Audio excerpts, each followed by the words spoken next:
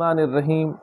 سیدنا فاروق اعظم رضی اللہ تعالی عنہ پر کچھ جاہل لوگوں کے اعتراضات ہیں، مثلا کہ لوگ کہتے ہیں فاروق اعظم بی بی فاطمہ الزہرا کا باغ کھا گئے، باغ فدق کھا گئے۔ ارے ظالمو، جس کے کرتے پر 17 پیوند ہوں، جو بیت المقدس کی طرف سفر کرے، غلام اونٹ پر سوار اس کے کندھے پر مہار ہو، جو خشک روٹی سرکے سے کھائے، آدھی اینٹ کو سرہانے رکھ کے سو جائے، جو بیوی کو مشک تولنے کی اس شرط پر اجازت دے کہ پہلے اپنا ناک لپیٹ لے، جو آخر وقت میں بھی بیت المال کا شہد استعمال کرنے سے پرہیز کرے، جو حضرت علی المرتضیٰ اور عباس رضی اللہ عنہ کے کہنے کے باوجود بھی اپنا روزینہ نہ بڑھائے، جو بی بی شہر بانو کو اپنے بیٹے کے نکاح میں دینے کے بجائے سیدنا حسین ابن علی کے نکاح میں دے کر حضرت علی کی بہو بنائے، وہ اہل بیت کا باغ کیسے کھا سکتا ہے؟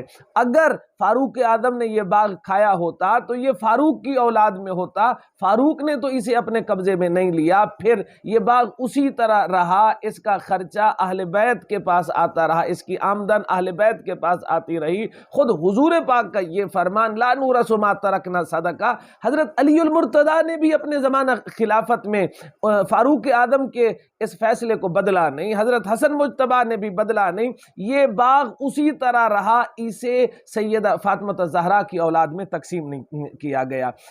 اعتراض ہے کہ عمر نے قرآن بدلا۔ ارے تیرا قرآن بکری کے حوالے، میرا قرآن رب کے حوالے، میں 1500 سال پرانا مذہب رکھتا ہوں، میری کوئی چیز نہیں بدلی، نہ میرا کلمہ بدلا، نہ میری اذان بدلی، میری شکل عقل نقل کچھ نہیں بدلی۔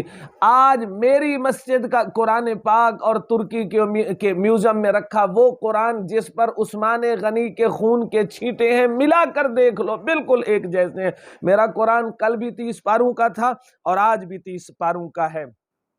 اعتراض ہے فاروق اعظم بڑا سخت گیر تھا، اپنی منمانی کیا کرتا تھا۔ ارے نادانو، عمر کے زمانے میں تو اس قدر آزادی اظہار تھی، آزادی رائے تھی کہ فاروق اعظم منبر پر کھڑے ہو کر ایک بار فرمانے لگے، لوگو اگر میں دین محمد میں کسی چیز کی خلاف ورزی کروں شریعت کی تو تم کیا کرو گے؟ ایک بدوی کھڑا ہو گیا، اپنی تلوار نکالی اور کہا اس تلوار سے تجھے سیدھا کر دیں گے۔ بارگاہ الہی میں شکر کرتے ہوئے کہا، ربا تیرا احسان ہے، تو نے امت محمدیہ کو ایسا جری بنایا کہ اگر ان کا خلیفہ بھی کچھ بدلنا چاہے تو اسے بدلنے نہیں دیا جائے گا۔ آزادی اظہار تو ایسی تھی کہ فاروق اعظم سے کہہ دیا جاتا آپ کا یہ کرتا لمبا کیوں ہے؟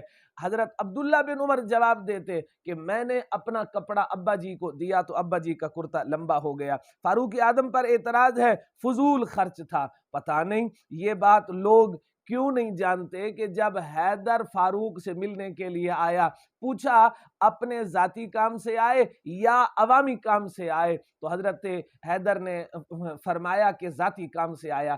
پھونک مار کے ایک دیا بجھا دیا، دوسرا جلا دیا۔ حضرت علی المرتضیٰ نے حیران ہو کر پوچھا، حضرت اگر دیا بجھانا تھا تو جلایا کیوں؟ جلانا تھا تو پہلا بجھایا کیوں؟ ارشاد فرمایا، میں پہلے سرکاری کام کر رہا تھا تو دیا بھی سرکاری تھا، جب آپ آئے اور آپ نے کہا کہ ذاتی کام ہے تو میں نے کہا جب کام ذاتی ہے تو پھر دیا بیت المال کے تیل والا کیوں استعمال کیا جائے؟ حیرت کی بات ہے، اب بھی کیا فاروق فضول خرچی کرنے والا تھا؟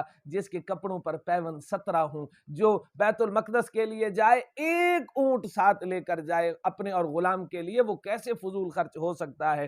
اعتراض ہے کہ رسول پاک کے قتل کے ارادے سے آیا تھا، تم نے اتنی عزت کیوں دی؟ ارے ہم نے کہاں عزت دی، عزت تو انہوں نے دی ہے جن کے پاس عزتوں کے خزانے ہیں۔ اللہ نے عزت دی، رسول اللہ نے عزت دی، اور حضور پاک نے ہی ارشاد فرما دیا، لو کان بعدی نبی لکان عمر، حضور پاک نے فرما دیا الحق بعدی مع عمر حیث کان۔ ہم نے تو رسول پاک کے فرامین کو سامنے رکھ کر اس پر عمل کیا۔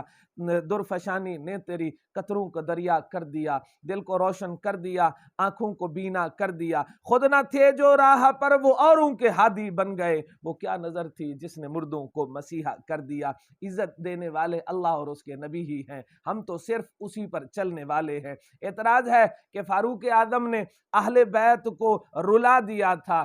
ارے کبھی صحیح طور پر تاریخ کا مطالعہ تو کر کے دیکھو، حسنین کو وظیفہ، جو حسنین کریمین کو جو وظیفہ اپنے بیٹے عبداللہ بن عمر سے بڑھا کر دے، جو علی المرتضیٰ کو اپنا خاص مشیر رکھے، جو عباس کو اپنا مشیر رکھے، جو عبداللہ بن عباس کو اپنا وزیر بنا کے رکھے، جو حضرت علی کو نکاح سیدہ ام کلثوم سے اپنا سسر بنا لے، جو حسنین کریمین کے لیے شام سے قیمتی پوشاکیں منگوائے، جو ایک بار جب اپنے حجرے سے باہر آیا اور دیکھا کہ حسین منتظر بیٹھے ہیں، حسین آپ منتظر کیوں بیٹھے ہیں؟ امیر المومنین عبداللہ بن عمر بھی یہاں پر بیٹھے تھے، میں نے کہا آپ کسی خاص کام میں مشغول ہوں گے، جب عبداللہ بن عمر کو اجازت نہیں ملی تو مجھے کیسے اجازت ہوگی؟ ارشاد فرمایا، بولے آپ کو کس نے عبداللہ بن عمر کے برابر کیا؟ آپ ہمارے شہزادے ہیں، جب جی چاہے آپ آ جایا کریں۔